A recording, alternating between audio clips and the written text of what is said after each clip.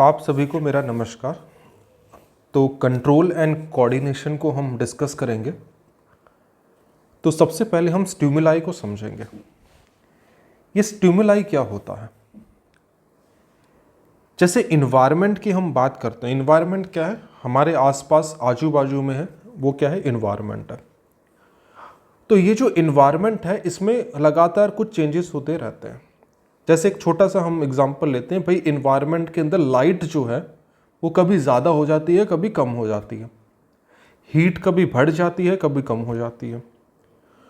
तो अगर इन्वायरमेंट में लाइट का बढ़ना, यानी कि इन्वायरमेंट में लाइट बढ़ी, तो बॉडी के पास जो ऑर्गेनिज्म है उसके पास एक मैसेज आएगा कि भाई इन्वायरमेंट के अंदर जो है वो लाइट बढ़ गई है। तो ये जो मैसेज गया है ना ऑर्गेनिज्म के पास कि भाई इन्वायरमेंट में लाइट बढ़ गई है, इसी को हम कहते हैं स्टिमुलाई। इसी को हम स्टिमुलाई कहते हैं कि बॉडी के पास जो मैसेज गया है कि भाई इन्वायरमेंट में लाइट बढ़ गई है, इसको स्टिमुलाई कहते हैं। और इस स्टिमुलाई के अकॉर्डिंग जो है वो ऑर्गेनिज्म जो है या ऑर्गन सिस्टम जो है वो रिएक्ट करता है। कैसे? अगर लाइट बढ़ी है इन्वायरमेंट में, तो ऑर्गेनिज्म के पास ये मैसेज गया या बॉडी के पास ये मैसेज गया कि भाई इन्वायरमेंट में लाइट बढ़ गई है, तो प्यूपिल का साइज जो है वो क्या होगा? डिक्रीज हो जाएगा। ऐसे ही इन्वायरमेंट में अगर हीट बढ़ गई है तो ऑर्गेनिज्म कैसे रिएक्ट करेगा? उसकी बॉडी में स्वेटिंग होना स्टार्ट हो जाएगी। तो इन्वायरमेंट में हीट बढ़ गई है, ये मैसेज ऑर्गेनिज्म तक गया, उसके बॉडी के पार्ट्स तक गया, इसको हमने क्या बोला? स्टिमुलाई बोला। और इस स्टिमुलाई का रिएक्शन क्या हुआ? स्वेटिंग हो गई। तो स्टिमुलाई का जो रिएक्शन है, जो बॉडी है या जो ऑर्गेनिज्म है वो स्टिमुलाई को रिएक्ट कर रहा है। तो ये जो स्टिमुलाई के हिसाब से रिएक्शन होता है ना लिविंग ऑर्गेनिज्म में, ये हर लिविंग ऑर्गेनिज्म का एक कैरेक्टरिस्टिक प्रॉपर्टी है। अब आते हैं कंट्रोल एंड कोऑर्डिनेशन पे। तो कंट्रोल एंड कोऑर्डिनेशन एनिमल्स में भी होता है और प्लांट्स में भी होता है। एनिमल्स में अगर पर्टिकुलरली बात करें ह्यूमन बींग्स की, तो ह्यूमन बींग्स के अंदर जो कंट्रोल एंड कोऑर्डिनेशन होता है वो नर्वस सिस्टम और एंडोक्राइन सिस्टम के हिसाब से होता है। और प्लांट के अंदर जो कंट्रोल एंड कोऑर्डिनेशन होता है वो प्लांट के अंदर कुछ हार्मोन्स होते हैं, और वो हार्मोन जो है वो प्लांट को कंट्रोल एंड कोऑर्डिनेट करते हैं। तो आज हम बेसिकली एनिमल्स के अंदर जो कंट्रोल एंड कोऑर्डिनेशन होता है, पर्टिकुलरली ह्यूमन बींग्स के अंदर, उसको हम डिस्कस करेंगे। और प्लांट्स को जब हम ये कंट्रोल एंड कोऑर्डिनेशन एनिमल्स का यानी कि पर्टिकुलर ह्यूमन बींग्स का कर लेंगे, फिर हम प्लांट्स पे आएंगे। और प्लांट्स पे जब हम आएंगे तो यहीं से हम अपनी बॉटनी भी स्टार्ट कर देंगे। तो जैसे कि मैंने आपको बताया कि अगर मैं एनिमल्स की बात करूं, एनिमल्स यानी कि पर्टिकुलर ह्यूमन बींग, तो उसमें जो है एक नर्वस सिस्टम होता है। अगर मैं control and coordination in animals की बात करूं, उसमें एक नर्वस सिस्टम होता है और दूसरा होता है एंडोक्राइन सिस्टम। दूसरा क्या होता है सर? Endocrine system. अब यहाँ पे सवाल ये मतलब आ सकता है कि भाई आपके दिमाग में सवाल आ सकता है कि सर ये बताओ कि नर्वस सिस्टम, जो नर्वस सिस्टम है और जो एंडोक्राइन सिस्टम है, तो बॉडी को स्टिमुलाई मिला, तो नर्वस सिस्टम को काम करना है या एंडोक्राइन सिस्टम को काम करना है, ये कैसे पता चलेगा? ये डिपेंड करता है स्टिमुलाई किस तरीके का मिल रहा है। जिस तरीके का स्टिमुलाई मिलता है बॉडी उसके अकॉर्डिंग इन सिस्टम को यूज करती है। इन सिस्टम को यूज करने का मतलब जैसा स्टिमुलाई मिला बॉडी अकॉर्डिंगली देखेगी कि भाई मेरे को नर्वस सिस्टम का यूज करना है या एंडोक्राइन सिस्टम का यूज करना है।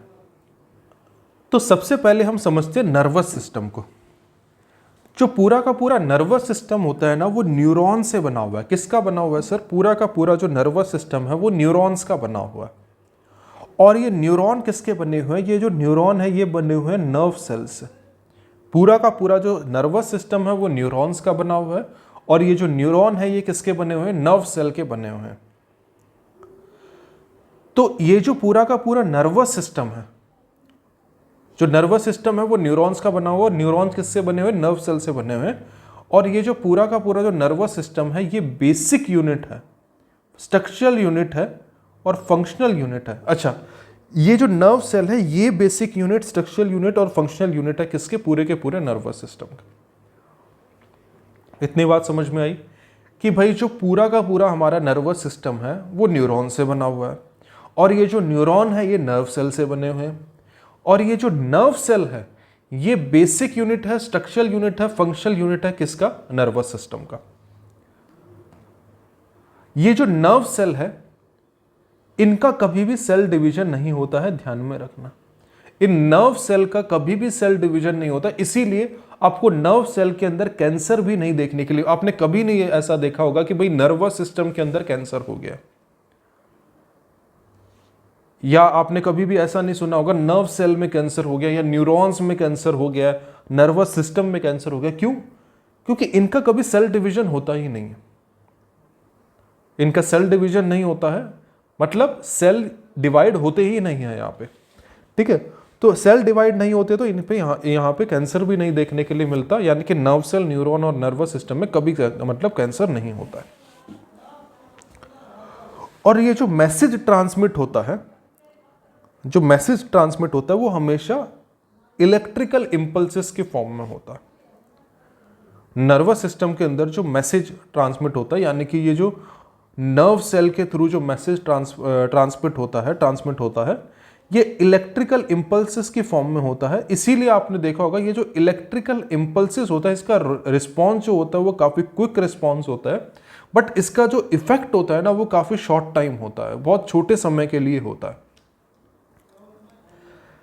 जैसे मान लो कोई इलेक्ट्रिकल इंपल्सेस की फॉर्म में आया, ठीक है, कोई भी मैसेज जो है वो इलेक्ट्रिकल इंपल्स की फॉर्म में आया, तो उसका रिस्पॉन्ड ऑर्गन किस तरीके से देगा? तो वो रिस्पॉन्ड ही कैसे कर पा रहा है, वो जो सेंस ऑर्गन है वो उसको रिस्पॉन्ड ही कैसे कर पा रहा है? इलेक्ट्रिकल इंपल्सेस की फॉर्म में मैसेज आया और हमें पता है इसका काफ़ी क्विक रिस्पॉन्स होता है। जैसे फॉर एग्जांपल इन्वायरमेंट में लाइट बढ़ी तो क्या हुआ? प्यूपिल के साइज में वेरिएशन आया, यानी कि जो प्यूपिल का जो साइज था वो कम हो गया। तो ऐसा कैसे हो पाता है कि भाई इलेक्ट्रिकल इंपल्स की फॉर्म में मैसेज आया? मैसेज क्या आया कि भाई इन्वायरमेंट में लाइट बढ़ गई है, तो प्यूपिल ने ऑटोमेटिकली और बहुत ही जल्दी से प्यूपिल का साइज जो है उसको डिक्रीज कर दिया। तो ऐसा कैसे हो पाता है? ऐसा इसीलिए हो पाता है क्योंकि हमारी बॉडी के अंदर क्या होते हैं? रिसेप्टर्स होते हैं। जैसे अगर मैं सेंस ऑर्गन की बात करूं, जैसे आईज क्या है? सेंस ऑर्गन है। ईयर क्या है? सेंस ऑर्गन है। नोज क्या है? सेंस ऑर्गन है।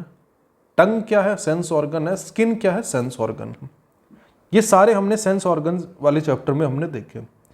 तो जो आइस होता है इसके पास कौन से रिसेप्टर्स होते हैं? सर इनके पास रिसेप्टर होते हैं फोटो रिसेप्टर, जो लाइट को डिटेक्ट करते हैं। जो ईयर्स होते हैं इनके पास होते हैं फोनो रिसेप्टर, जो साउंड को डिटेक्ट करते हैं। जो नोज होता है इसके पास ऑल्फैक्टरी रिसेप्टर होते हैं, जो स्मेल को डिटेक्ट करते हैं। जो टंग होता है इसके पास गैस्टेटरी रिसेप्टर होता है, जो टेस्ट को मतलब डिटेक्ट करता है। जो स्किन होता है इसके पास थर्मो रिसेप्टर होता है, जो टेम्परेचर को डिटेक्ट करता है। आई होप आपको इतनी बातें जो है वो अच्छे से क्लियर हुई होगी कि भाई जो आइस है इसके पास फोटो रिसेप्टर है, जो लाइट को डिटेक्ट कर रहा है। जो ईयर है इसके पास फोनो रिसेप्टर है, जो साउंड को डिटेक्ट कर रहा है। जो नोज है इसके पास ऑल्फैक्टरी रिसेप्टर है, जो स्मेल को क्या कर रहा है? डिटेक्ट कर रहा है। जो टंग है इसके पास गैस्टेटरी रिसेप्टर है, जो टेस्ट को डिटेक्ट कर रहा है। और जो स्किन है इसके पास थर्मो रिसेप्टर्स है, जो टेम्परेचर को डिटेक्ट कर रहा है। ये रिसेप्टर क्या होते हैं? रिसेप्टर भी बेसिकली सेल होते हैं, या फिर हम बोले सेल का एक ग्रुप होता है। कहाँ पे प्रेजेंट होता है? सेंस ऑर्गन में प्रेजेंट होता है। जैसे फोटो रिसेप्टर है वो आइस में प्रेजेंट होता है, फोनो रिसेप्टर है वो ईयर में प्रेजेंट होता है, ऑल्फैक्टरी रिसेप्टर है वो नोज में प्रेजेंट होता है, गैस्टेटरी रिसेप्टर है वो टंग में प्रेजेंट होता है, थर्मो रिसेप्टर है वो स्किन में प्रेजेंट होता है। ठीक है, तो सेंस ऑर्गन के अंदर ही एक ग्रुप ऑफ सेल्स होते हैं, या एक सेल होता है, उसको हम रिसेप्टर बोलते हैं। और ये क्या करते हैं? ये काफी सेंसिटिव होते हैं किसी पर्टिकुलर टाइप के स्टिमुलस के लिए। पर्टिकुलर टाइप ऑफ स्टिमुलस के लिए सेंसिटिव होने का मतलब, जैसे फोटो रिसेप्टर है वो लाइट के लिए सेंसिटिव होगा, जो फोनो रिसेप्टर है वो साउंड के लिए सेंसिटिव होगा, जो ऑल्फैक्टरी रिसेप्टर है वो स्मेल के लिए सेंसिटिव होगा, जो गैस्टेटरी रिसेप्टर है वो टेस्ट के लिए सेंसिटिव होगा, और जो थ्रोमो रिसेप्टर है वो हीट के लिए सेंसिटिव होगा। तो रिसेप्टर क्या होते हैं? एक ग्रुप ऑफ सेल जो कि सेंस ऑर्गन में ही देखने के लिए मिलते हैं, और ये सेंसिटिव होते हैं किसी पर्टिकुलर टाइप ऑफ स्टिमुलस के लिए। इसके बाद हम समझेंगे कि ये जो नर्वस सिस्टम होता है इसका फंक्शन क्या होता है। इसका फंक्शन यही है कि भाई इन्वायरमेंट से जो इंफॉर्मेशन आ रही है, कहाँ पे आ रही है? नर्वस सिस्टम में आ रही है। तो इन्वायरमेंट से जो इंफॉर्मेशन आ रही है नर्वस सिस्टम में, उसको रिसीव करना, उसको प्रोसेस करना और उसको इंटरप्रेट करना, और जो भी इंफॉर्मेशन नर्वस सिस्टम में आई है उसको रिसीव, प्रोसेस और इंटरप्रेट करके उसको क्या करना? उसके अकॉर्डिंगली रिस्पॉन्ड करना। यही है नर्वस सिस्टम का function. Passes information from one internal system to another, एक इंटरनल सिस्टम से दूसरे सिस्टम तक इंफॉर्मेशन को पास करना, यह भी नर्वस सिस्टम का काम है। इससे क्या होता है? जितने भी सारे अदर सिस्टम है बॉडी के, वो सारे एक साथ ठीक से काम करने लग जाते हैं। यूनिट ऑफ नर्वस सिस्टम की अगर मैं बात करूं तो यूनिट ऑफ नर्वस सिस्टम जो होता है वो न्यूरॉन होता है। न्यूरॉन इज द, मैंने आपको बताया न्यूरॉन क्या है? बेसिक यूनिट, फंक्शनल यूनिट आप बोल सकते हो, स्ट्रक्चरल यूनिट आप बोल सकते हो। नर्वस सिस्टम की बेसिक यूनिट जो है वो क्या है? न्यूरॉन है। और न्यूरॉन की अगर आप कुछ डिटेल याद रखना चाहते हो तो न्यूरॉन क्या है? लार्जेस्ट सेल है बॉडी का। बॉडी का सबसे लार्जेस्ट सेल इज न्यूरॉन। और ये क्या करता है? ये मैसेज को कैरी करता है in the form of signal. तो न्यूरॉन क्या करता है? मैसेज को कैरी करता है in the form of signals या फिर electrical impulses. So I hope आपको अभी तक मैंने जो करवाया है, अभी तक जितने भी मैंने कंसेप्ट बताए हैं वो आपको अच्छे से क्लियर हो गए होंगे। अब आगे चलते हैं। तो हमने क्या समझा कि जो नर्वस सिस्टम है, न्यूरॉन या फिर नर्व सेल जो है उसकी बेसिक स्ट्रक्चरल और फंक्शनल यूनिट है। ठीक है, न्यूरॉन या फिर हम बोल सकते हैं नर्व सेल। न्यूरॉन या फिर नर्व सेल जो है नर्वस सिस्टम की क्या है? बेसिक यूनिट है, फंक्शनल यूनिट है और स्ट्रक्चरल यूनिट है। और ह्यूमन बॉडी के अंदर जो सबसे लॉन्गेस्ट सेल है वो भी क्या है? न्यूरॉन या फिर नर्व सेल ही है। हमारी बॉडी के अंदर लगभग 10 न्यूरॉन होते हैं, या फिर हम बोल सकते हैं 10 नर्व सेल्स होते हैं। और नर्व सेल या फिर जो न्यूरॉन है वो क्या है? बेसिक यूनिट है नर्वस टिश्यू का। It is only cell in which cell division not take place. ठीक है, यहां पे सेल डिविजन नहीं देखने के लिए मिलता, इसीलिए आपको न्यूरॉन के अंदर, नर्व सेल के अंदर या नर्वस सिस्टम के अंदर कोई कैंसर देखने के लिए नहीं मिलेगा। अब जैसे ये डायग्राम देखिए, ये जो डायग्राम है इसमें आपको क्या दिख रहा है? ये जो डायग्राम है इसमें आपको सेल बॉडी दिख रही होगी, ठीक है, डेंड्राइट दिख रहे होंगे, एक्सन दिख रहा होगा और नर्व एंडिंग दिख रही होगी।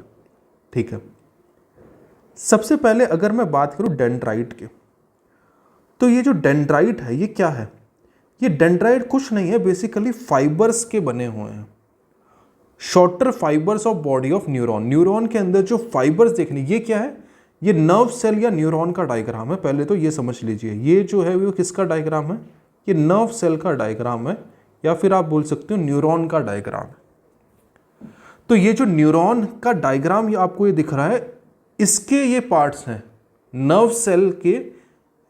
ये पूरा एक तरीके से आप ये मानिए ये नर्व सेल है या न्यूरॉन है, जिसके अंदर आपको डेंड्राइट दिख रहा है, सेल बॉडी दिख रही है, एक्सन दिख रहा है और नर्व एंडिंग आपको दिख रहा है। तो ये जो है ये आपको डेंड्राइट दिख रहे होंगे। ठीक है, ये जो एंडिंग्स आपको दिख रही होंगी, थोड़े फाइबर टाइप ये बाहर को दिख रहे हैं, ये क्या है? ये डेंड्राइट है। तो यही मैंने बोला कि ये जो डेंड्राइट है ये कुछ नहीं है, ये फाइबर्स है। न्यूरॉन की जो बॉडी है उसमें फाइबर लाइक सब्सटेंस जो है वो क्या है? डेंड्राइट है। इसका क्या काम होता है? इन डेंड्राइट का क्या काम होता है? ये जो डेंड्राइट होते हैं ये क्या करते हैं? नर्व इंपल्सेस को उठाते हैं। कहां से उठाएंगे सर? रिसेप्टर से उठाएंगे। रिसेप्टर से नर्व इंपल्सेस को उठाते हैं और फिर जो है वो इसको आगे पास कर देते हैं। Passes then on cell body, यानी कि ये जो सेल बॉडी है, यानी कि डेंड्राइट ने क्या किया है, जैसे मैंने आपको बताया था इन्वायरमेंट में क्या हुआ, इन्वायरमेंट में मान लो हीट इंक्रीज हुई, इन्वायरमेंट में हीट इंक्रीज हुई, तो ये हीट इंक्रीज हो गई है, ये मैसेज कहाँ पे जाएगा, ये मैसेज जाएगा कहाँ पे, बॉडी के पास, ऑर्गेनिज्म के पास। तो यानी कि ये जो हीट इंक्रीज हुई है, ये जो मैसेज गया, ये कहाँ पे गया है, सबसे पहले ये डेंड्राइट में गया है। ठीक है, डेंड्राइट ने क्या किया, रिसेप्टर्स के पास सबसे पहले गया कि भाई हीट इंक्रीज हो गई है, तो उसकी वजह से क्या हुआ, जो बॉडी में थर्मो रिसेप्टर है उसके पास गया। जैसे ही ये रिसेप्टर के पास गया, तो फिर ये रिसेप्टर से मैसेज कहाँ जाएगा, ये डेंड्राइट में चले जाएगा, डेंड्राइट में ये मैसेज चला गया। ठीक है, अब क्या हुआ, ये मैसेज जैसे ही डेंड्राइट में गया, डेंड्राइट में जाने के बाद ये मैसेज कहाँ पे गया, सेल बॉडी में गया। ये जो सेल बॉडी है, आपको ये जो सेल बॉडी दिख रही होगी, यहाँ पे ये जो है वो मैसेज गया।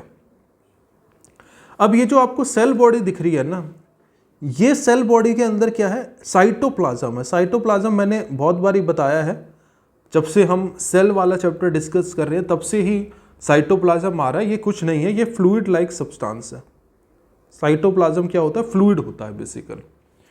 तो आपको ये जो सेल बॉडी है, इसके अंदर एक तो ये फ्लूइड दिख रहा होगा, ठीक है, जिसको हमने साइटोप्लाज्म बोला, और बीच में आपको क्या दिख रहा होगा, सर ये न्यूक्लियस दिख रहा है बीच में। तो सेल बॉडी के अंदर हम ये बोल सकते हैं, एक तो साइटोप्लाज्म है और दूसरा क्या है सर, दूसरा है न्यूक्लियस। ठीक है, shorter fibres called as dendrites arise from it. ठीक है, तो ये जो सेल बॉडी है, यहीं से ही जो हमने शॉर्टर फाइबर बोले डेंड्राइट, यहीं से ही आपको देखने के लिए मिलेंगे। ये सेल बॉडी जो है, यहीं से ही डेंड्राइट्स निकलते हुए दिख रहे हैं आपको। तो सेल बॉडी क्या करता है, सेल बॉडी डेंड्राइट से इंफॉर्मेशन को क्या करता है, रिसीव करता है। जो भी इंपल्सेस आ रही है उसको क्या करता है, इलेक्ट्रिकल इंपल्सेस जो आ रही है, सेल बॉडी जो है वो डेंड्राइट से रिसीव करता है। और उसके बाद जैसे ही सेल बॉडी में इंफॉर्मेशन पहुंच जाती है डेंड्राइट से, वैसे ही ये क्या करता है, आगे इस इंफॉर्मेशन को पास कर देता है, कहां पे, एक्सन में, एक्सन में पास कर देता है। ठीक है, इतनी बात आपको समझ में आई होगी। अब ये सर एक्सन क्या है, एक्सन क्या है, जैसे हमने बोला था डेंड्राइट क्या है, शॉर्टर फाइबर्स है, एक्सन भी एक तरीके का फाइबर है, और ये सेल बॉडी का longest fibre of the cell body, ये क्या है, लॉन्गेस्ट फाइबर है सेल बॉडी का। और ये जो एक्सन है ना, इसके बाहर एक लेयर आपको दिख रही होगी, जिसको क्या बोला जाता है, मेलिन शीट। मेलिन शीट नाम की एक लेयर आपको दिख रही होगी। ठीक है, ये किसकी बनी होती है, मेलिन शीट की ये बनी होती है। बाहर ये जो आपको लेयर देखो, ये जो पाइप लाइक आपको दिख रहा है, ये क्या है, एक्सन है। और एक्सन की जो कवरिंग आपको दिख रही है, ये किसकी कवरिंग है, ये मेलिन शीट की कवरिंग है। ये जो मेलिन शीट की जो कवरिंग है, ये किसकी बनी हुई है, ये फैट और प्रोटीन की बनी हुई है। सर किसकी बनी हुई है, फैट और प्रोटीन की बनी हुई है। ये जो मेलिन शीट है, ये क्या करती है, इस एक्सन को प्रोटेक्शन प्रोवाइड करवाती है और इंसुलेशन प्रोवाइड करवाती है। It provide insulation and protection. और इसी के साथ साथ ये हेल्प करती है कि जो नर्व इंपल्सेस है वो बहुत जल्दी ट्रेवल हो जाए। Also help nerve impulses to travel quickly. तो आई होप आपको मेलिन शीट का कंसेप्ट समझ में आया होगा। ठीक है, तो वापस आते हैं एक्सन पे। एक्सन की जो आउटर कवरिंग है वो किसकी बनी हुई है, वो मेलिन शीट की बनी हुई है। और ये एक्सन क्या है, लॉन्गेस्ट फाइबर है सेल बॉडी का। ठीक है, और इसका जो कवरिंग है ये किसकी बनी हुई है, मेलिन शीट की बनी हुई है। और एक्सन के पास जो इंफॉर्मेशन या इंपल्सेस जो आती है, फिर वो जो है वो आगे पास हो जाती है, send impulses away from cell body. Cell body से आगे ये इंफॉर्मेशन को पास कर देता है, यानी कि वो नर्व एंडिंग तक पहुंचा देता है इंफॉर्मेशन को। यानी कि इंफॉर्मेशन जो है वो नर्व एंडिंग तक पहुंच गई है।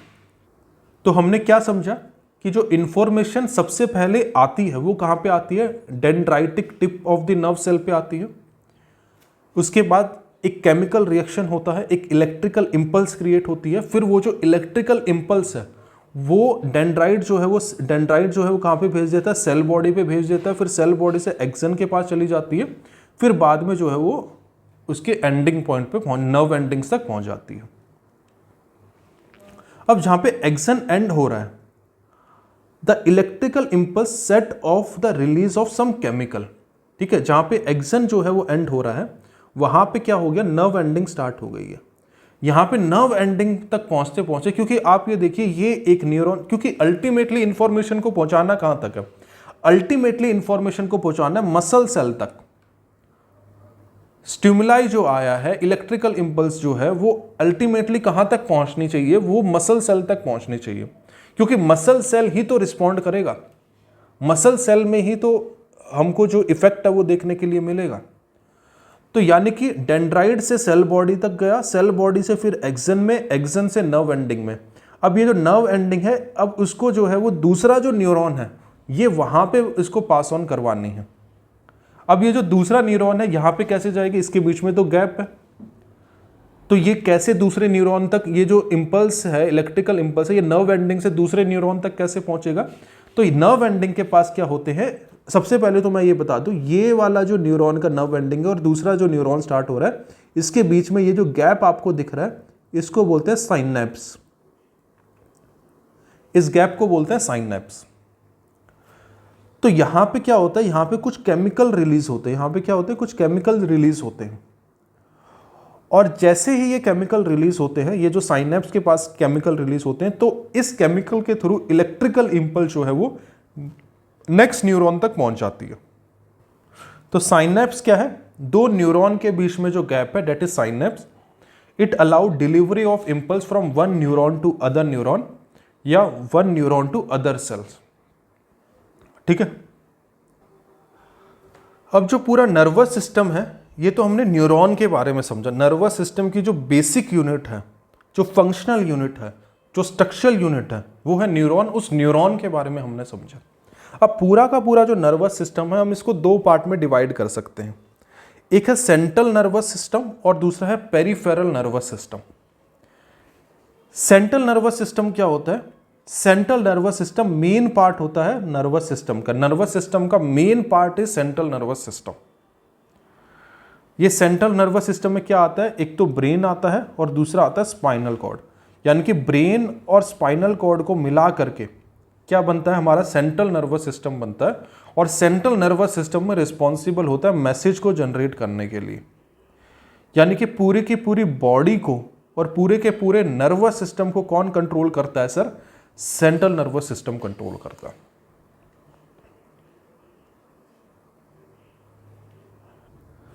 और दूसरा जो पार्ट होता है नर्वस सिस्टम का, वो होता है पेरिफेरल नर्वस सिस्टम। ये जो पेरिफेरल नर्वस सिस्टम होता है, ये कुछ नहीं होता, नर्व सेल या न्यूरॉन का एक नेटवर्क होता है।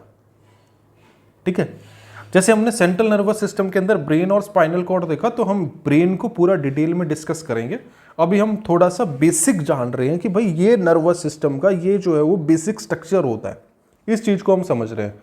तो मैंने क्या बताया, सेंट्रल नर्वस सिस्टम जो है वो ब्रेन और स्पाइनल कॉर्ड से मिलकर के बना, यहाँ जनरेट होता है मैसेज, और ये सेंट्रल नर्वस सिस्टम पूरी बॉडी और नर्वस सिस्टम को कंट्रोल करता है।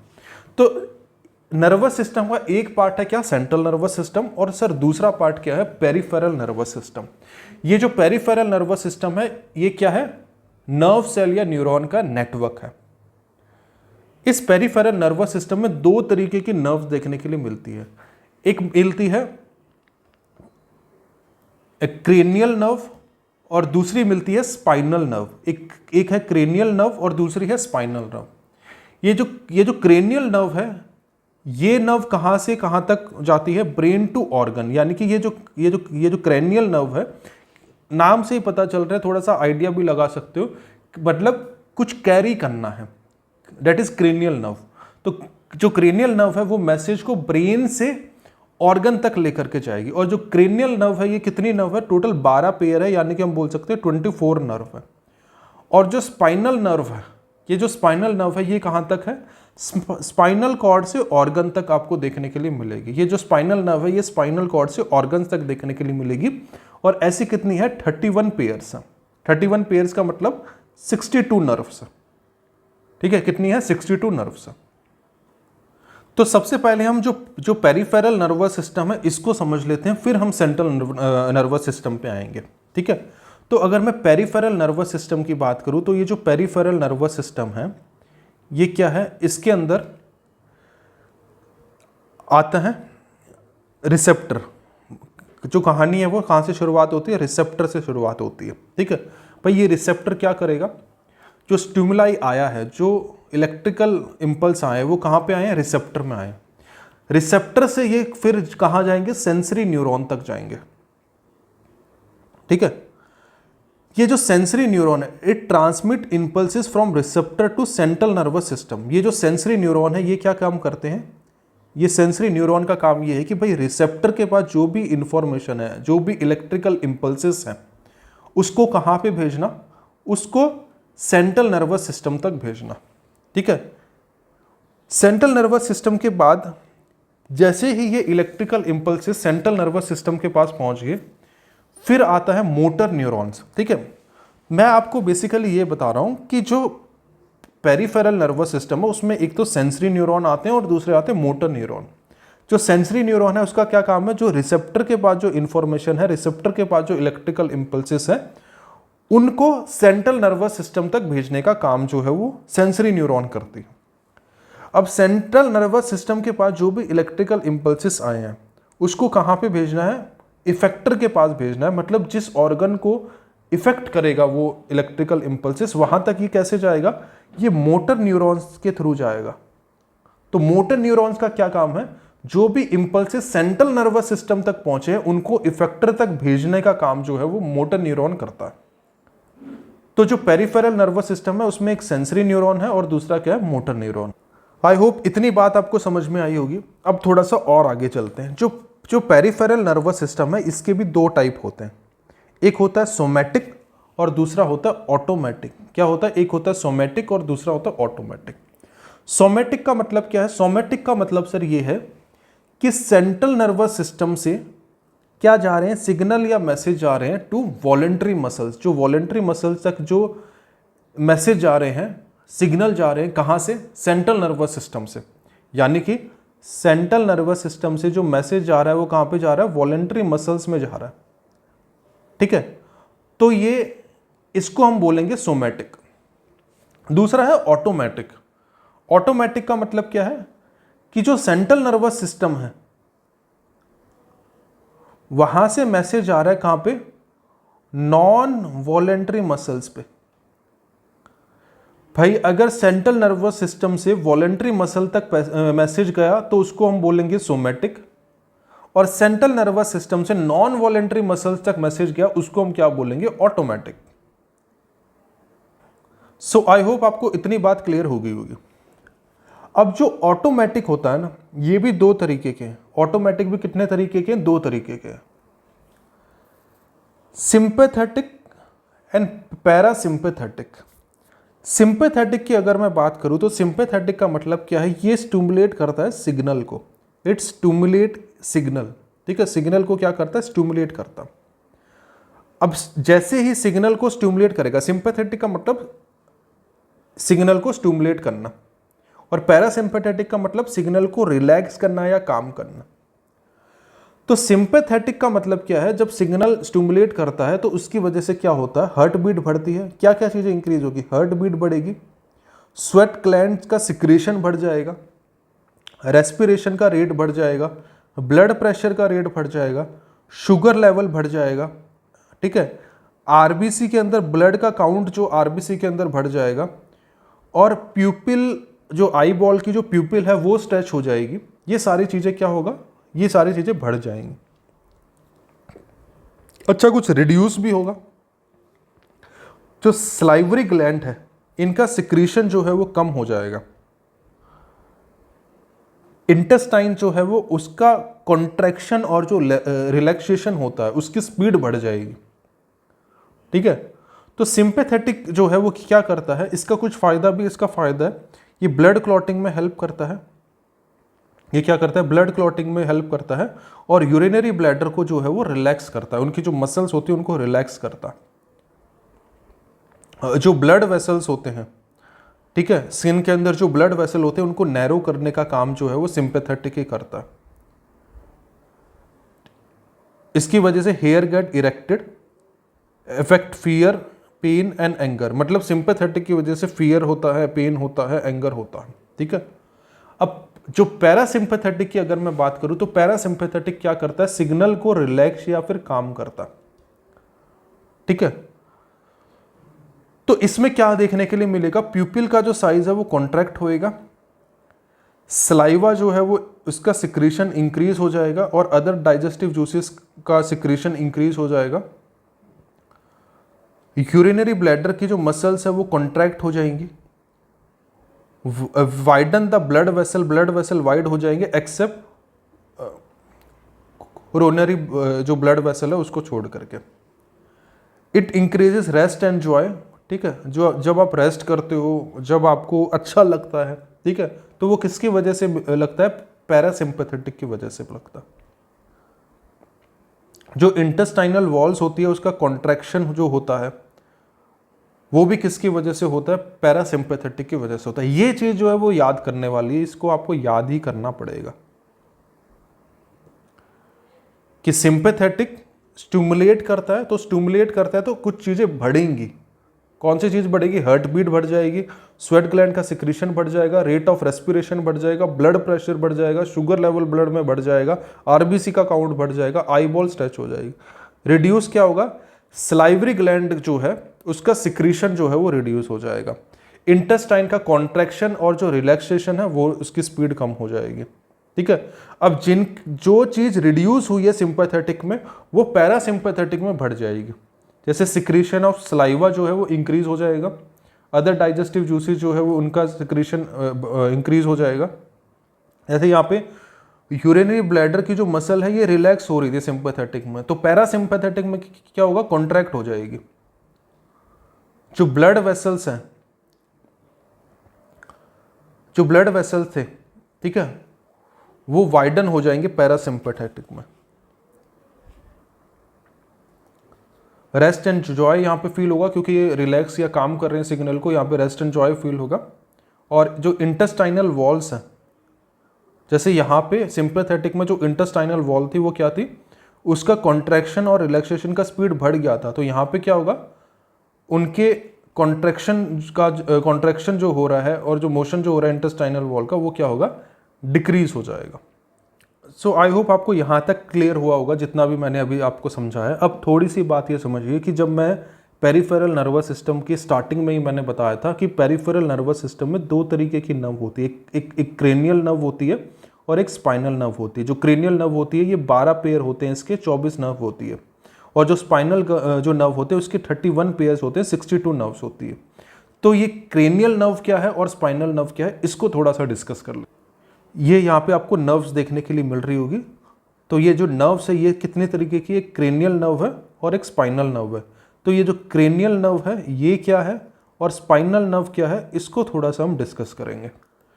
तो क्रेनियल नर्व क्या है भाई, क्रेनियल नर्व क्या करती है, it connects all part in head to brain. Head से लेकर के ब्रेन तक जो नर्व कनेक्ट करती है that is cranial nerve. Spinal nerve क्या है, जो बॉडी के जो रिमेनिंग पार्ट है उसको स्पाइनल कॉर्ड तक जो कनेक्ट करती है वो क्या है, स्पाइनल नर्व है। सिंपल है। जो क्रेनियल नर्व है वो क्या है, इट कनेक्ट्स हेड से लेकर के और ब्रेन तक, हेड से लेकर के ब्रेन तक जो नर्व कनेक्शन का काम करती है, किसके बीच में, हेड से लेकर के ब्रेन तक, ये क्या है, ये है सर क्रेनियल नर्व।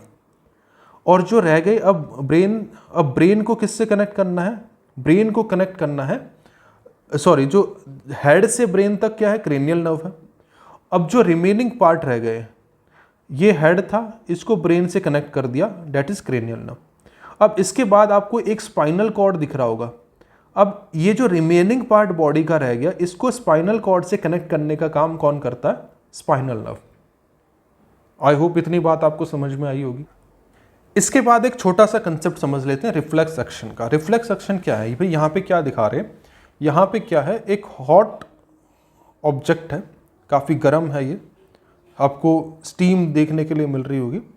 तो क्या हुआ, इसके अंदर कुछ, ये जो वेसल है इसके अंदर काफ़ी मतलब कुछ ना कुछ ऐसा लिक्विड है जो काफ़ी गर्म है, वो गर्म पानी हो सकता है, और ये स्टीम आपको बाहर निकलती हुई दिख रही है। तो यानी कि जैसे ही इन्होंने, कोई पर्टिकुलर इंसान है, इन्होंने क्या किया, इस पर हाथ लगाया, ठीक है। और मैंने आपको बताया हमारी बॉडी के अंदर रिसेप्टर होते हैं, स्किन के अंदर भी रिसेप्टर है। कौन सा रिसेप्टर है, थर्मो रिसेप्टर है, जो टेम्परेचर को डिटेक्ट करता है। ठीक है, जो टेम्परेचर को डिटेक्ट करता है। तो जैसे ही हाथ लगाया, स्किन के टच में आया, तो यानी कि स्किन के जो रिसेप्टर है उसने टेम्परेचर को डिटेक्ट किया। तो जो इस रिसेप्टर ने क्या किया, बताया कि भाई हीट और पेन जो है वो हमको फील हुआ कि भाई ये काफ़ी गर्म है। तो ये जो रिसेप्टर है, लेकिन हमको कैसे पता चला कि भाई ये जो है वो काफ़ी गर्म है, ये कैसे हमारे ब्रेन तक कैसे पहुंचा? ये ब्रेन तक ऐसे पहुंचा, ये जो रिसेप्टर है इसने क्या किया, सेंसरी न्यूरॉन तक इस इंपल्स को पहुंचाया, इस मैसेज को पहुंचाया। ठीक है, सेंसरी न्यूरॉन तक पहुंचाया, और उसके बाद ये सेंसरी न्यूरॉन तक जाकर के क्या हुआ, ये आगे गया स्पाइनल कॉर्ड में, ठीक है, सेंट्रल नर्वस सिस्टम के में, फिर ये मैसेज गया कहाँ पे, ब्रेन में। ठीक है, और मैंने आपको बताया था कि इफेक्टर, और फिर ब्रेन से ये कहाँ पे जाएगा, ये ब्रेन से जाएगा इफेक्टर के पास। इफेक्टर क्या है, जहाँ पे जो हमारी मसल है उसको इम्पैक्ट हुआ है। ठीक है, यहाँ पे आपको मोटर न्यूरॉन देखने के लिए मिल रहा होगा, और ये रिले न्यूरॉन है। मोटर जो न्यूरॉन है वो मैंने आपको समझा। मोटर न्यूरॉन का क्या काम है कि जो इम्पल्सिस है उसको सेंट्रल नर्वस सिस्टम से इफेक्टर तक भेजना, वो मोटर न्यूरॉन का काम है। So this is all about reflex action. I hope आपको समझ में आ गया होगा। अब यहाँ पे एक आर्क बन रही होगी। आर्क का मतलब क्या है, जिस तरीके से ये पूरा इम्पल्स जो जा रहा है, इलेक्ट्रिकल मैसेज जा रहा है, जिस एक तरीके से जिस फ्लो से ये जा रहा है, जैसे इस तरीके से ये एक आर्क बन रही है। इस आर्क को हमने क्या बोल दिया, इसको हमने बोल दिया कि सर ये क्या है, रिफ्लेक्स आर्क है। ठीक है, इसको हमने क्या बोल दिया, रिफ्लेक्स आर्क। तो अभी तक हमने क्या समझा, हमने ये समझा कि जो नर्वस सिस्टम है इसके दो पार्ट थे, central nervous system, peripheral nervous system. और जो पेरिफेरल नर्वस सिस्टम है उसको हमने डिटेल में डिस्कस कर लिया है कि जो पेरिफेरल नर्वस सिस्टम है वो किस तरीके से काम करता है, कितनी तरीके की नर्व होती है, जो कार्नियल नर्व है वो क्या करती है, जो स्पाइनल नर्व है उसका क्या काम है। और उसके बाद हमने ये भी समझा कि ये पूरा का पूरा जो पेरिफेरल नर्वस सिस्टम है ये कैसे जो है वो इफेक्टर तक मैसेज को लेकर के जाता है। अभी हमको क्या पढ़ना है, अभी हमारा सेंट्रल नर्वस सिस्टम रह गया। सेंट्रल नर्वस सिस्टम मैंने आपको बताया था brain plus spinal cord. Brain plus spinal cord को अभी हमें क्या करना है, पढ़ना है। तो सबसे पहले हम ब्रेन को डिस्कस करेंगे डिटेल में, फिर स्पाइनल कॉर्ड में ज़्यादा डिटेल है नहीं है, फिर हम स्पाइनल कॉर्ड को डिस्कस कर लेंगे। तो सबसे पहले बात करते हैं ब्रेन की। सबसे पहले तो ब्रेन का डायग्राम देख लीजिए। ये ब्रेन का आपको डायग्राम देखने के लिए मिल रहा होगा। आपको क्या मिल रहा है यहाँ पे देखने के लिए, एक आपको देखने के लिए मिल रहा होगा फोर ब्रेन। ठीक है, अच्छा, फोर ब्रेन में अगर मैं आपसे पूछूं कि भाई फोर ब्रेन में क्या क्या इंक्लूड होगा, सेरिब्रम होगा फोर ब्रेन का पार्ट, बिल्कुल सेरिब्रम जो है वो फोर ब्रेन का पार्ट होगा। तो फोर ब्रेन बेसिकली क्या है, ये मेन थिंकिंग पार्ट है ब्रेन का। ब्रेन के अंदर जो मेन थिंकिंग होती है वो कहाँ होती है, वो फोर ब्रेन के अंदर ही देखने के लिए मिलती है। फोर ब्रेन वो रीजन है जहां पे सारी की सारी जो सेंसरी इंपल्सिस हैं वो रिसीव होती है, मतलब जितने भी डिफरेंट तरीके के रिसेप्टर है। ठीक है, जैसे स्किन में थर्मो रिसेप्टर है, ठीक है, ऐसे ही जो आइस है उसमें फोटो रिसेप्टर है। ऐसे अलग अलग जितने भी सेंस ऑर्गन है उनमें जो रिसेप्टर्स है, वहां से जो भी इंफॉर्मेशन जो है वो सारी की सारी सेंसरी इंफॉर्मेशन जो है वो फोर ब्रेन में ही जाती है। Separate area of fore brain which include sensory information, यानी कि ये क्या है, फोर ब्रेन में सारी सेंसरी इंफॉर्मेशन, जो अदर रिसेप्टर से इंफॉर्मेशन आ रही है वो, और जो इंफॉर्मेशन ऑलरेडी स्टोर है ब्रेन के अंदर, वो सारी इंफॉर्मेशन जो है वो फोर ब्रेन के एक सेपरेट एरिया के अंदर जो जाकर के स्टोर हो जाती है। अब जैसे मैंने आपको बताया था सेरिब्रम क्या है, फोर ब्रेन का ही पार्ट है। तो सेरिब्रम वाला जो पोर्शन है ये 2/3 पार्ट ऑफ द ब्रेन का जो 2/3 पार्ट है वो सेरिब्रम आता है उसमें। ठीक है, 2/3 part of the brain, largest and most develop part of the brain. ये सबसे लार्जेस्ट है और सबसे ज्यादा मोस्ट डेवलप पार्ट है ब्रेन का। ठीक है, सेरिब्रम सबसे ज्यादा डेवलप पार्ट है किसका, ब्रेन का।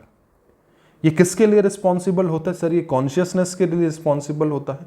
रैशनैलिटी, हम रैशनल डिसीजन लेते हैं, रैशनल थिंकिंग करते हैं, उसके लिए सेरिब्रम रिस्पॉन्सिबल होता है। जो भी हमारी मेमोरी होती है, जो भी हमको याद होता है, ठीक है, वो सेरिब्रम की वजह से होता है।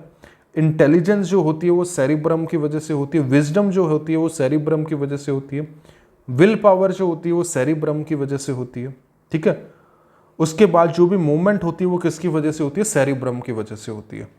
यानी कि consciousness, rationality, memory, intelligence, wisdom, will power, movement, ये सारी चीज़ों के लिए सेरिब्रम जो है वो रिस्पॉन्सिबल होता है।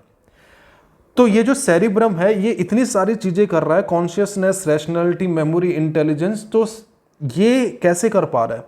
सेरिब्रम के जो है वो दो हेमिस्फीयर होते हैं, दो हेमिस्फीयर में सेरिब्रम जो है वो डिवाइडेड होता है, और ये जो एक होता है लेफ्ट हेमिस्फीयर और एक होता है राइट हेमिस्फीयर, और ये जो लेफ्ट हेमिस्फीयर है और जो राइट हेमिस्फीयर है इसके बीच में जो लेयर होती है या मेम्ब्रेन होती है उसको बोला जाता है कोलेशियम मेम्ब्रेन। क्या बोला जाता है? कोलेशियम मेम्ब्रेन बोला जाता है। अगर आपसे पूछ ले कि भाई बताओ कि लेफ्ट हेमिस्फीयर और जो राइट हेमिस्फीयर है इसके बीच में कौन सी वो मेम्ब्रेन है जो लेफ्ट हेमिस्फीयर, सेरिब्रम के लेफ्ट हेमिस्फीयर और राइट हेमिस्फीयर को अलग कर रही है, वो है कोलेशियम मेम्ब्रेन। क्या है? कोलेशियम मेम्ब्रेन। तो अगर मैं लेफ्ट हेमिस्फीयर की बात करूं तो लेफ्ट हेमिस्फीयर वाला जो पोर्शन है ये इसका क्या काम है? ये कंट्रोल करता है right part of the brain के, ब्रेन का जो राइट पार्ट है उसको कंट्रोल करने का काम कौन करता है? लेफ्ट हेमिस्फीयर करता है। यानी कि जो भी हमारा मैथ होता है, एप्टीट्यूड होता है, रीजनिंग होता है, वो किसकी वजह से, उसके लिए कौन रिस्पॉन्सिबल होता है? हमारा जो लेफ्ट हेमिस्फीयर वाला जो पार्ट होता है वो रिस्पॉन्सिबल होता है। और जो राइट हेमिस्फीयर वाला पार्ट होता है, देखो लेफ्ट हेमिस्फीयर वाला पार्ट ब्रेन के राइट में प्रेजेंट है और राइट हेमिस्फीयर वाला पार्ट ब्रेन के लेफ्ट में प्रेजेंट है, control left part of the brain, ठीक है।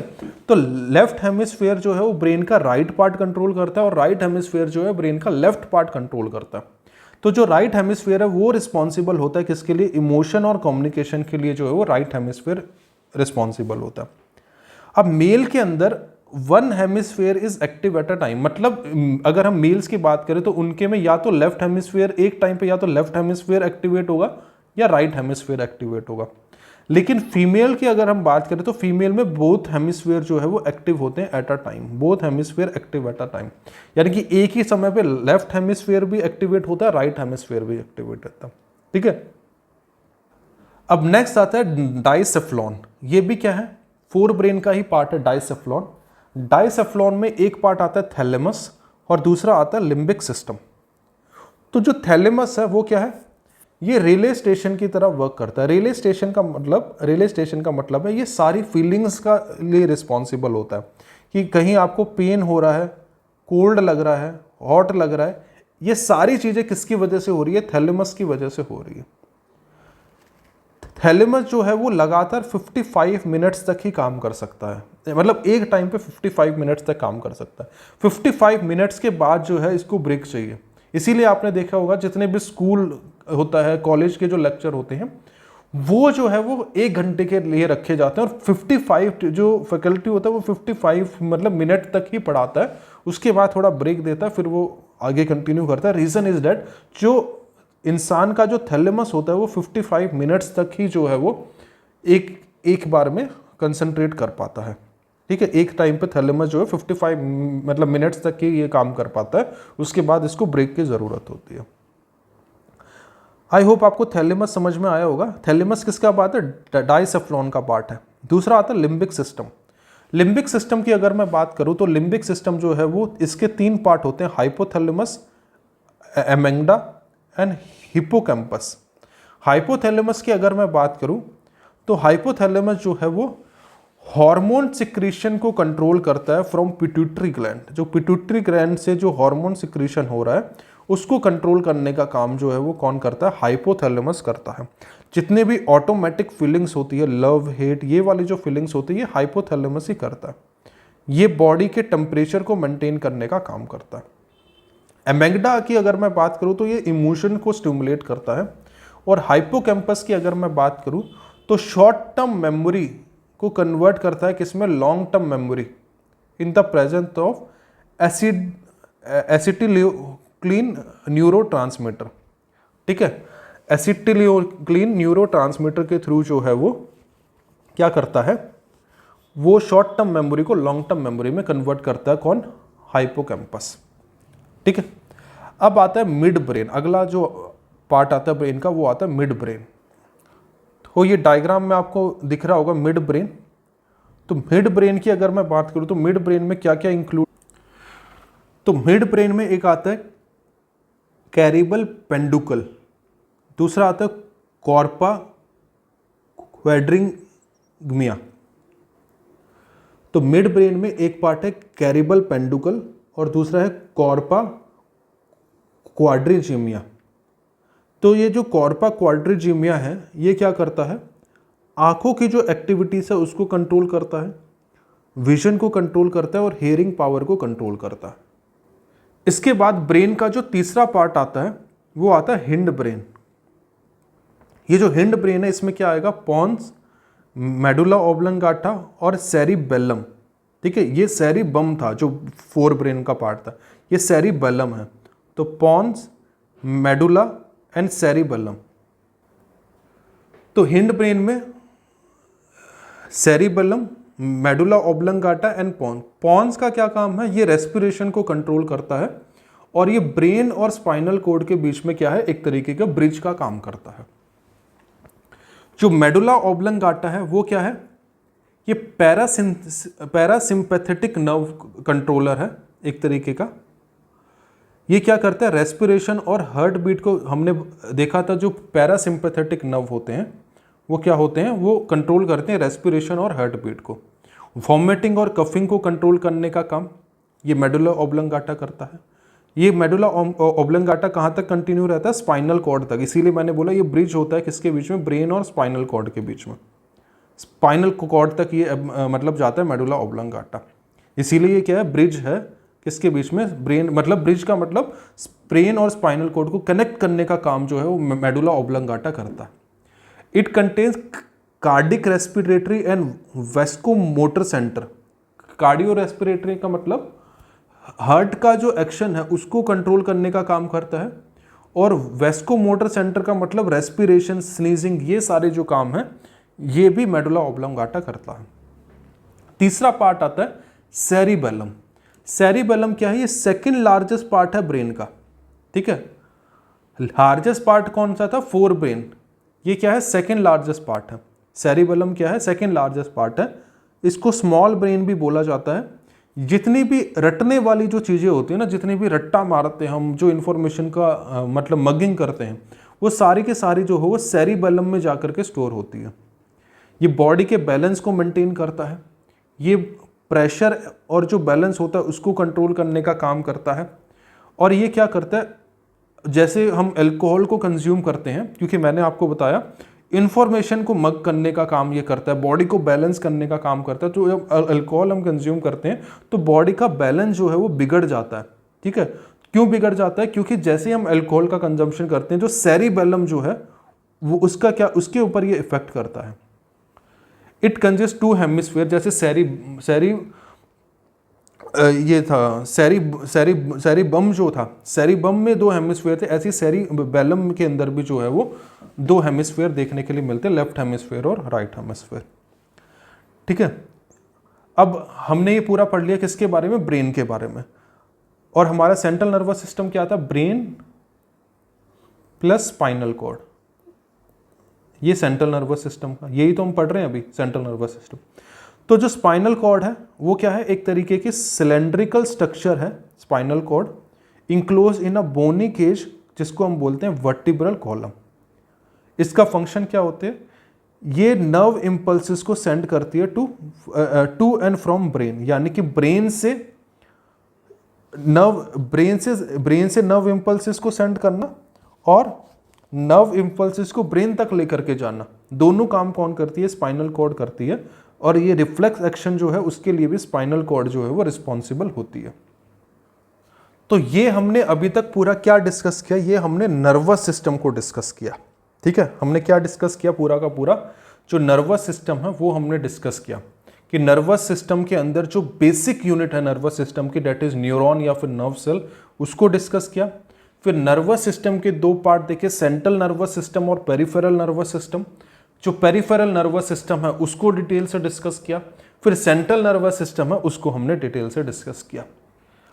लेकिन मैंने चैप्टर के स्टार्टिंग में ही आपको ये बताया था कि भाई पूरा जो कंट्रोल एंड कोऑर्डिनेशन वाला चैप्टर है ना, इसके अंदर एक तो नर्वस सिस्टम है और दूसरा क्या है, एंडोक्राइन सिस्टम है। ठीक है, किस तरीके का स्टिमुलस आ रहा है उस हिसाब से बॉडी जो है वो डिसाइड करती है कि मेरे को नर्वस सिस्टम का यूज करना है या फिर एंडोक्राइन सिस्टम का यूज करना है। तो नर्वस सिस्टम के अंदर तो हमने देख लिया कि नर्वस सिस्टम के अंदर सारी की सारी एक्टिविटीज का, जितने भी ऑर्गन्स हैं बॉडी के, उसकी सारी की सारी एक्टिविटीज का कंट्रोल जो है वो कौन कर रहा है, नर्वस सिस्टम कर रहा है। और कैसे कर रहा है पूरी डिटेल से हमने डिस्कस किया। दूसरा होता है ग्लैंडुलर सिस्टम। वैसे अगर मैं कंट्रोल कोऑर्डिनेशन की बात करूं तो इसमें एंडोक्राइन सिस्टम होता है, लेकिन फिर भी मैं एक बार आपको बता देता हूं कि जो मतलब ग्लैंडुलर सिस्टम क्या होता है, ग्लैंड्स क्या होते हैं। तो जो ग्लैंड्स होते हैं वो क्या करते हैं, बेसिकली एंजाइम को सिक्रीट करते हैं या हॉर्मोन्स को सिक्रीट करते हैं, और ये सारे के सारे बायोकेमिकल रिएक्शन को क्या करते हैं, कोऑर्डिनेट करने का काम करते हैं। एक होता है एंजाइम, एक होता है हार्मोन। पहले दोनों में डिफरेंस समझ लो। सारे के सारे एंजाइम कुछ नहीं है, एक तरीके के प्रोटीन्स ही हैं बेसिकली। सारे एंजाइम प्रोटीन होते हैं, लेकिन सारे हार्मोन प्रोटीन नहीं होते हैं, ध्यान में रखना। ठीक है, सारे हार्मोन प्रोटीन नहीं होते। एंजाइम का जो इफेक्ट होता है वो शॉर्ट टर्म इफेक्ट होता है, और हार्मोन का जो इफेक्ट होता है वो लॉन्ग टर्म इफेक्ट होता है। एंजाइम जो है वो सिक्रीट करता है एक्सोक्राइन ग्लैंड। ठीक है, एक्सोक्राइन ग्लैंड जो है वो एंजाइम सिक्रीट करते हैं, और हार्मोन कौन सिक्रीट करता है, एंडोक्राइन ग्लैंड सिक्रीट करता है। एंजाइम मतलब वापस से यूज हो सकते हैं, रीयूजेबल होते हैं, और ये रीयूजेबल नहीं होते। Enzyme works only one reaction at a time. Enzyme जो है वो एक बार में एक ही टाइम पे रिएक्ट करते हैं, और जो हार्मोन होते हैं, hormone work on more than one reaction at a time. जैसे अगर मैं ग्लैंड्स की बात करूं तो जो ग्लैंड्स होते हैं वो कितने तरीके के होते हैं, एक होते हैं एंडोक्राइन ग्लैंड, दूसरे होते हैं एक्सोक्राइन ग्लैंड, और तीसरे होते हैं हेक्टोक्राइन। जो एंडोक्राइन ग्लैंड होते हैं वो क्या होते हैं, डक्टलेस होते हैं। जो एंडोक्राइन ग्लैंड होते हैं वो क्या होते हैं, डक्टलेस होते हैं। Endocrine gland reach to target organ blood के थ्रू पहुंचते हैं। Endocrine gland reach to target organ through blood. ठीक है, ब्लड के थ्रू एंडोक्राइन ग्लैंड पहुंचते हैं। ओनली सिक्रीट हार्मोन, ये क्या है, हार्मोन सिक्रीट करते हैं। एंडोक्राइन ग्लैंड क्या करते हैं, हार्मोन को सिक्रीट करते हैं। लार्जेस्ट एंडोक्राइन ग्लैंड की अगर मैं बात करूं तो वो थायराइड ग्लैंड होता है। स्मॉलेस्ट एंडोक्राइन ग्लैंड की अगर मैं बात करूं तो पिट्यूटरी ग्लैंड होता है। ठीक है, तो एंडोक्राइन ग्लैंड क्या है, डक्टलेस है। ये it reach to target organ through blood, blood के थ्रू ये पहुंचते हैं। Only secrete hormone. और सबसे लार्जेस्ट एंडोक्राइन ग्लैंड की अगर मैं बात करूं तो थायराइड ग्लैंड होता है, और सबसे स्मॉलेस्ट जो होता है वो पिट्यूटरी ग्लैंड होता है। एक्सोक्राइन ग्लैंड की अगर मैं बात करूं तो इनमें डक्ट होता है। ठीक है, तो एक डक्ट होता है, एक नली होती है, उसके थ्रू जो है वो एंजाइम्स जो है वो पहुंचते हैं। ठीक है, एक्सोक्राइन में एंजाइम्स के थ्रू जो है वो पूरा का पूरा एंडोक्राइन सिस्टम काम करता है। Reach to target organ through enzyme. ठीक है, ये क्या है, सिर्फ और सिर्फ एंजाइम ही सिक्रीट करते हैं एक्सोक्राइन ग्लैंड। लार्जेस्ट अगर मैं बात करूं, लार्जेस्ट एक्सोक्राइन ग्लैंड कौन सा है, लीवर है। और जो स्मॉलेस्ट एक्सोक्राइन ग्लैंड है ये क्या है, स्वेट ग्लैंड है। तीसरा अगर मैं हेक्टोक्राइन ग्लैंड की बात करूं तो हेक्टोक्राइन ग्लैंड क्या है, एक तरीके के मिक्स्ड ग्लैंड होते हैं। हेक्टोक्राइन ग्लैंड क्या है, मिक्स्ड ग्लैंड है। ये हार्मोन और एंजाइम दोनों सिक्रीट करते हैं। एंजाइम का जो ट्रांसपोर्टेशन होता है वो किसके थ्रू होता है, डक्ट के थ्रू होता है, और हार्मोन के थ्रू होता है। इसमें डक्ट भी होते हैं, और जो है वो ये मतलब डक्ट के थ्रू भी एंजाइम जो है वो ट्रांसपोर्ट करते हैं, और हार्मोन जो है वो ब्लड के थ्रू ट्रांसपोर्ट। मतलब हेक्टोक्राइन ग्लैंड क्या है, मिक्स ग्लैंड एक तरीके का। यहाँ पे जो है वो आपको डक्ट भी देखने के लिए मिलेगी। डक्ट के थ्रू जो है वो क्या सिक्रीट क्या ट्रांसपोर्ट हो रहे हैं, एंजाइम ट्रांसपोर्ट हो रहे हैं, और ब्लड के थ्रू जो है वो हार्मोन जो है वो ट्रांसपोर्ट हो रहे हैं। एंजाइम जैसे एमएलएस एंजाइम है, ये क्या करता है, कार्बोहाइड्रेट का डाइजेशन करता है। लेप्सिस एंजाइम जो है वो डाइजेशन करता है फैट्स का। ट्रिप्सिन एंड क्रोमोट्रिप्सिन जो है वो प्रोटीन का डाइजेशन करता है। हार्मोन की अगर मैं बात करूं, जैसे जो मतलब जो पेनक्रियास है उसमें हमने देखे थे alpha cell beta cell. Alpha cell क्या है, ग्लाइकोजन हार्मोन सिक्रीट करता है। बीटा सेल क्या है, इंसुलिन हार्मोन सिक्रीट करता है। तो कंट्रोल एंड कोऑर्डिनेशन में एक तो नर्वस सिस्टम होता है, दूसरा होता है एंडोक्राइन ग्लैंड। हमको एंडोक्राइन ग्लैंड डिस्कस करना है। और एंडोक्राइन ग्लैंड जो है वो हार्मोन का सिक्रीशन करता है, ब्लड के थ्रू सिक्रीशन होता है। ठीक है, हार्मोन एक ऑर्गन से दूसरी ऑर्गन तक जाता है, वो ब्लड के थ्रू जाता है। तो ये हार्मोन्स क्या होते हैं? ये हार्मोन्स बेसिकली कुछ नहीं है, एक तरीके के केमिकल्स हैं, ठीक है। ये केमिकल जो कि मैसेंजर की तरह काम करते हैं बिटवीन नर्वस सिस्टम से और बाकी के जो ऑर्गन है उनके बीच में मैसेज पहुंचाने का काम करते हैं। वो केमिकल जो मैसेंजर की तरह काम करते हैं from nervous system to organ, उन्हीं को क्या बोला जाता है? हार्मोन्स बोला जाता है। और ये किस में इन्वॉल्व होते हैं? बहुत सारे ह्यूमन बॉडी के अंदर जो फंक्शन हो रहे हैं उनके रेगुलेशन के अंदर ये इन्वॉल्व होते हैं, जैसे ग्रोथ के अंदर, मेटाबॉलिक एक्टिविटीज करवाना, रिप्रोडक्शन करवाना, ये सारी चीजें जो है वो हार्मोन्स ही इसके लिए रिस्पॉन्सिबल होते हैं। और एंडोक्राइन सिस्टम जो है वो रिस्पॉन्सिबल होता है chemical coordination in our body. अब जितना भी मेजर एंडोक्राइन सिस्टम होता है वो हम एक बार देख लेते हैं। जैसे आपको यहाँ पे जो पीनल ग्लैंड देखने के लिए मिल रहा होगा, टॉप ऑफ द हेड पे क्या है? ये पीनल ग्लैंड है, ठीक है। तो जो ये पीनल ग्लैंड है ये क्या है? टॉप ऑफ द हेड पे प्रेजेंट है, ये पीनल ग्लैंड आपको दिख रहा है, ठीक है। और ये क्या सिक्रीट करता है? कौन सा हार्मोन सिक्रीट करता है? मेलाटोनिन हार्मोन जो है वो ये सिक्रीट करता है पीनल ग्लैंड, ठीक है। तो ये जो मेलाटोनिन हार्मोन होता है इसको स्लीप हार्मोन भी बोला जाता है। स्लीप हार्मोन क्यों बोला जाता है? स्लीप हार्मोन इसीलिए बोला जाता है क्योंकि जो भी आप सोते हो, जगते हो, ठीक है, वो किसकी वजह से होता है? ये मेलाटोनिन हार्मोन की वजह से होता है। इसको स्लीप हार्मोन भी बोला जाता है। अगला जो ग्लैंड आता है वो आता है हाइपोथैलेमस। हमने जो पीनल ग्लैंड है उसके बारे में हमने डिस्कस किया, अब हम डिस्कस करेंगे हाइपोथैलेमस के बारे में। तो यहाँ पे आपको इसकी अगर आप लोकेशन देखो, यहाँ पे आपको हाइपोथैलेमस देखने के लिए मिलेगा। तो अगर लोकेशन इसके देखो तो आपको जो ब्रेन है, ब्रेन के टॉप में आपको हेड के टॉप में आपको पीनल ग्लैंड देखने के लिए मिल रहा है। ब्रेन जो है उसके जस्ट नीचे आपको जो है, जैसे ऊपर ये ब्रेन है, इसके जस्ट नीचे आपको हाइपोथैलेमस देखने के लिए मिल रहा है। It is present just below the brain. Brain के नीचे आपको जो है वो हाइपोथैलेमस देखने के लिए मिल रहा है। तो ये क्या करता है? जो हाइपोथैलेमस है ये पिट्यूटरी ग्लैंड को क्या करता है? रेगुलेट करता है। जो पिट्यूटरी ग्लैंड से जो हार्मोन सिक्रीट हो रहे हैं उनको रेगुलेट करने का काम जो है वो हाइपोथैलेमस करता है। तो ये क्या करता है? ग्रोथ हार्मोन को प्रोड्यूस करता है। ग्रोथ हार्मोन को प्रोड्यूस करने का मतलब ये कंट्रोल करता है ह्यूमन बॉडी की ग्रोथ को। ह्यूमन बॉडी की ग्रोथ को कंट्रोल करने का काम कौन करता है? ये बेसिकली हाइपोथैलेमस ही करता है, ठीक है। जो बोन की ग्रोथ होती है, मसल्स की ग्रोथ होती है, ये कौन करता है? हाइपोथैलेमस करता है। अच्छा, अगर इसकी डेफिशिएंसी हो जाए, ये हाइपोथैलेमस जो ग्रोथ हार्मोन सिक्रीट कर रहा है, ये ग्रोथ हार्मोन सिक्रीट ना करे, इसकी डेफिशिएंसी हो जाए तो ड्वार्फिज्म हो जाएगा। ड्वार्फिज्म का मतलब क्या है? हाइट छोटी हो जाएगी। और अगर ये बहुत ज़्यादा, ये जो ग्रोथ हार्मोन बहुत ज़्यादा सिक्रीट हो तो क्या होगा? हाइग्नेटिज्म हो जाएगा, ठीक है। यानी कि आपकी जो हाइट है ये बहुत ज़्यादा बढ़ने लग जाएगी। ये हाइपोथैलेमस जो है वो रिस्पॉन्सिबल होता है, जितनी भी ऑटोमेटिक फीलिंग्स होती है बॉडी के अंदर उसके लिए हाइपोथैलेमस ही रिस्पॉन्सिबल होता है, ठीक है। जैसे कि मैंने आपको बताया, ये हाइपोथैलेमस क्या करता है? जो पिट्यूटरी ग्लैंड से जो भी हार्मोन सिक्रीट हो रहे हैं उसको रेगुलेट करता है। तो ये पिट्यूटरी ग्लैंड कहाँ पे प्रेजेंट होता है? ये जो पिट्यूटरी ग्लैंड है, स्फिनॉइड बोन जो होती है, ठीक है, और फोरहेड की जो स्फिनॉइड बोन होती है उसके डिप्रेशन में ये आपको देखने के लिए मिलेगा, जिसको सेला टूनिका भी बोला जाता है, ठीक है। ये एक तरीके का मास्टर ग्लैंड होता है। पिट्यूटरी ग्लैंड को मास्टर ग्लैंड बोलते हैं। मास्टर ग्लैंड इसीलिए बोलते हैं क्योंकि ये ग्रोथ के लिए रिस्पॉन्सिबल होता है, ग्रोथ को कंट्रोल करता है, हेल्थ को कंट्रोल करता है, जो मैच्योर सेक्सुअल कैरेक्टर है उसको ये कंट्रोल करता है। तो सारी की सारी चीज़ें हैं ये पिट्यूटरी ग्लैंड कंट्रोल कर रहा है, इसीलिए पिट्यूटरी ग्लैंड को क्या बोला जाता है? मास्टर ग्लैंड बोला जाता है। अब ये जो पिट्यूटरी ग्लैंड है, हार्मोन्स क्या करते हैं? जो पिट्यूटरी ग्लैंड है वो सिक्रीट करते हैं। तो हार्मोन्स अगर पिट्यूटरी ग्लैंड को सिक्रीट कर रहे हैं, ठीक है। अच्छा, पिट्यूटरी ग्लैंड से बहुत सारे हार्मोन सिक्रीट होते हैं।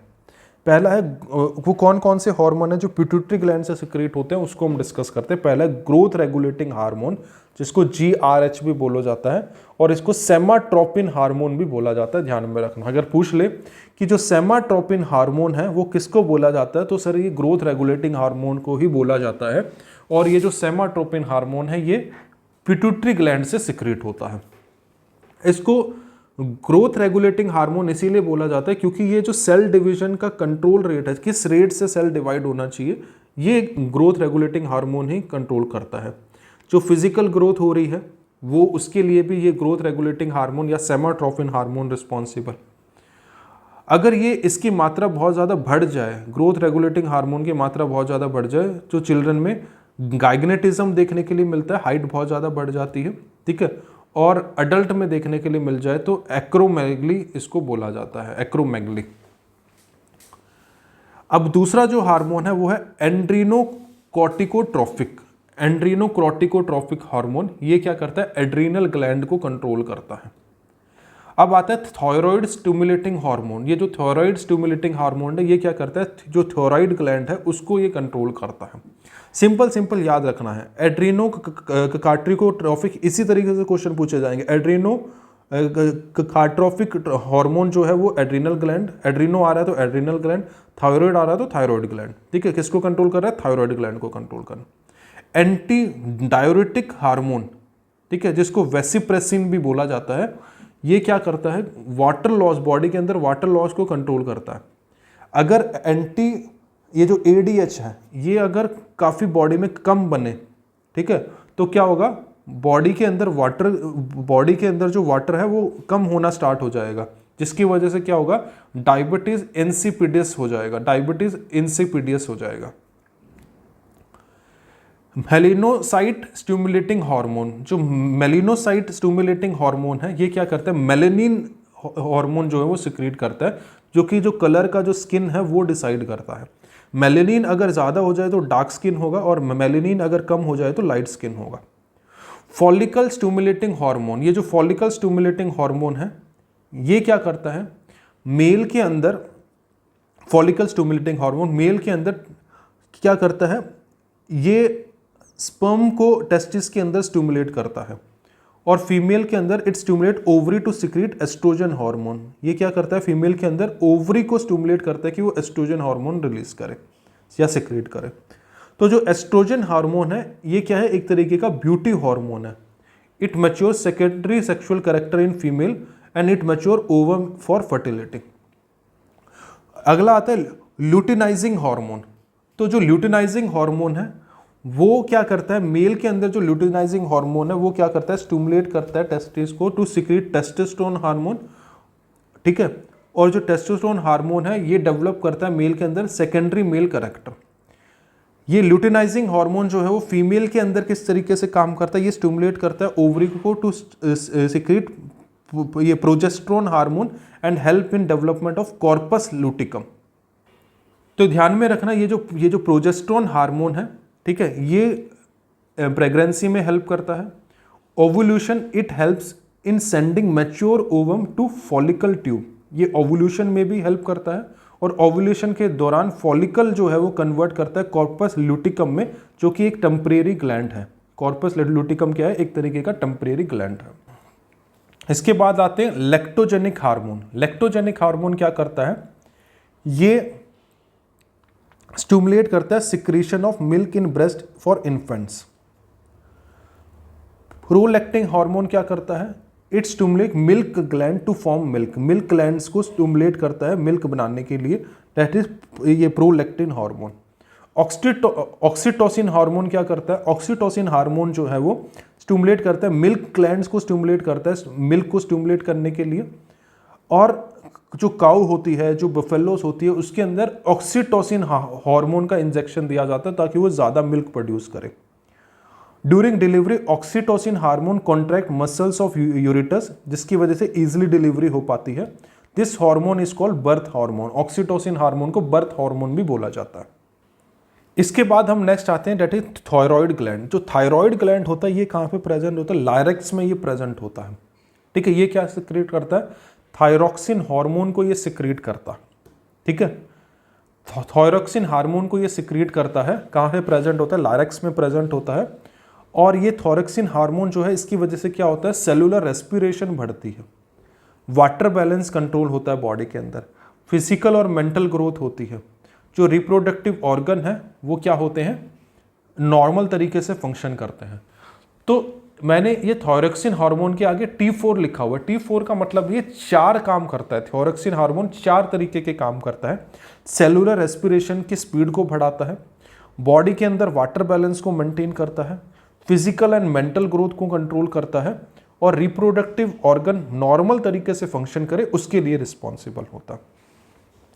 अब क्या हो कि थायरोक्सिन हार्मोन, जो थायराइड ग्लैंड से थायरोक्सिन हार्मोन है वो कम सिक्रीट हो तो क्या होगा, फिजिकल और जो मेंटल ग्रोथ है वो सही तरीके से नहीं होगी, जिसको बोला जाता है क्रीटिनिज्म। ठीक है, और क्या प्रॉब्लम हो सकती है, हाइपोथायरॉयडिज्म। हाइपोथायरॉयडिज्म का मतलब है कि जो नॉर्मल तरीके से जो रिप्रोडक्शन होती है वो नहीं होती है और इसकी वजह से क्या होता है, डेफ और डम्प भी हो सकता है इंसान। मैक्सीडीमिया हो सकता है। मैक्सीडीमिया का मतलब हार्ट बीट जो है वो डिक्रीज हो जाएगी, बॉडी टेम्परेचर डिक्रीज हो जाएगा। ग्वाइटर हो सकता है। ग्वाइटर का मतलब क्या है, आयोडीन की डेफिशिएंसी हो जाएगी। ठीक है, swelling of thyroid. Thyroxine hormone अगर बहुत ज़्यादा बढ़ जाए तो क्या होगा, एक्सोपैथेलेमिक ग्वाइटर हो जाएगा जिसको हम बोलते हैं, या ग्रेप्स हो जाएगा, क्या मेटाबॉलिक रेट जो है वो बढ़ जाएगा। ठीक है, अगर ज़्यादा मात्रा में थायरोक्सिन हार्मोन सिक्रीट हो तो क्या होगा, मेटाबॉलिक रेट बॉडी का बढ़ जाएगा। ठीक है, और क्या होगा, थायराइड ग्लैंड का सुसाइड हो जाएगा जिसको होशिमोटो डिजीज बोला जाता है। ठीक है, इसमें क्या होगा, थायराइड ग्लैंड का सुसाइड हो जाएगा।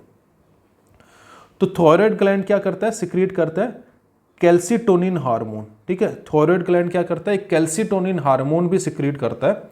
जैसे थायराइड ग्लैंड एक तो थायरोक्सिन हार्मोन सिक्रीट करता है, इसी के साथ साथ कैल्सीटोनिन हार्मोन भी सिक्रीट करता है।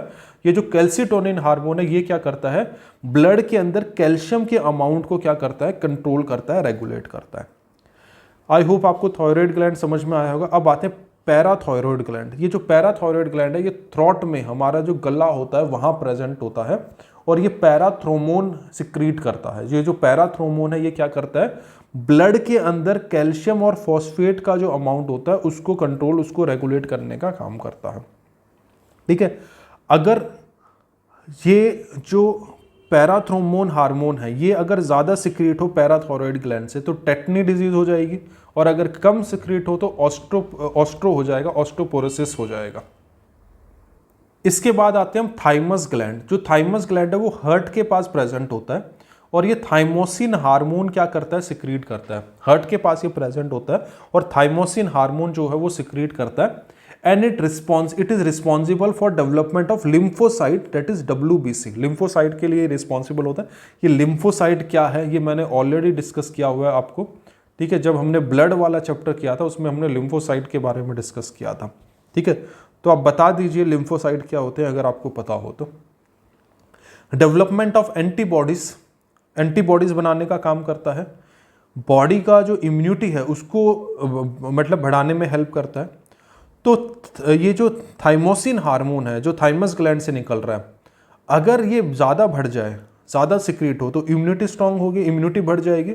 और अगर थाइमोसिन हार्मोन कम सिक्रीट हो तो क्या होगा, इम्यूनिटी कमज़ोर हो जाएगी, इम्यूनिटी कम हो जाएगी आपकी। ठीक है, आपको खांसी जुकाम बहुत जल्दी हो जाएगा। ठीक है, मतलब थोड़ा सा भी चेंज होगा तो आपको बॉडी जो है वो उसको अडेप्ट नहीं कर पाएगी और काफ़ी जल्दी खांसी जुकाम वगैरह देखने के लिए मिल सकता है। तो थाइमस ग्लैंड जो है वो ज़्यादा एक्टिव होते हैं टीन एज के टाइम पे। टीन एज के टाइम पे थाइमस ग्लैंड जो है वो ज़्यादा एक्टिव होते हैं और ओल्ड एज में आते आते ये जो थाइमस ग्लैंड है इसी ये डिस्ट्रॉय और डीएक्टिवेट हो जाता है। इसीलिए देखा होगा ओल्ड एज में जो है वो ज़्यादा बीमार पड़ते हैं। ठीक है, एड्रीनल ग्लैंड या फिर सुपरारीनल ग्लैंड की अगर मैं बात करूं तो एड्रीनल ग्लैंड जो है वो बेसिकली किडनी के ऊपर सिचुएटेड है, अबव किडनी सिचुएटेड है। और ये क्या करता है, ये रेगुलेट करता है हार्ट रेट को, ब्रीथिंग रेट को, ब्लड प्रेशर को, कार्बोहाइड्रेट का जो मेटाबॉलिज्म है उसको। ठीक है, और ये प्रिपेयर करता है फाइट और फ्लाइट के लिए। ठीक है, फ्लाइट और फाइट के लिए क्या करता है, प्रिपेयर करता है। अब टेस्टिस की अगर मैं बात करूं तो टेस्टिस जो है वो क्या करता है, ये एक मेल सेक्स हार्मोन होता है टेस्टोस्टेरोन, उसको प्रोड्यूस करता है और ये क्या करता है, डेवलपमेंट करता है किसका, secondary sexual character in male. Ovary की अगर मैं बात करूं तो ओवरी में क्या प्रोड्यूस होता है, कौन सा हार्मोन, ऑस्ट्रोजन हार्मोन जो है वो प्रोड्यूस होता है। और ये जो ऑस्ट्रोजन हार्मोन है ये क्या करता है, सेकेंडरी सेक्सुअल कैरेक्टर फीमेल के अंदर क्या करता है, डेवलप करता है। एक ओवरी के अंदर एक और हार्मोन सिक्रीट होता है, प्रोजेस्टेरोन हार्मोन सिक्रीट होता है ओवरी के अंदर। और ये क्या करता है, ये कंट्रोल करता है जितने भी यूटेरस के अंदर जो चेंजेस हो रहे हैं मेंस्ट्रुअल साइकिल के दौरान, और इसके अंदर जो चेंजेस है उसको कंट्रोल रेगुलेट करने का काम करता है, और इसी के साथ साथ प्रोजेस्टेरोन हार्मोन जो है वो जो प्रेगनेंसी को मेंटेन करने में भी हेल्प करता है।